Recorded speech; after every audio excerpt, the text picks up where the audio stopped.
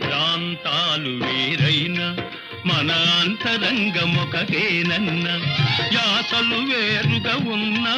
మన భాష తెలుగు భాషన్నా వచ్చిందన్నా వచ్చాడన్నా వచ్చిండన్నా వచ్చాడన్నా వరాల తెలుగు ఒకటేనన్నా తెలుగు జాతి మనది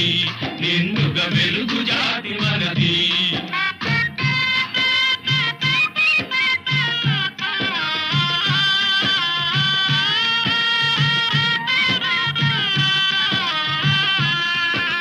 మహాభారతం పుట్టింది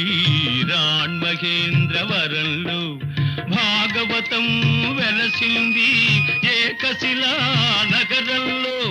ఈ రెంటిలోన ఏది కాదన్న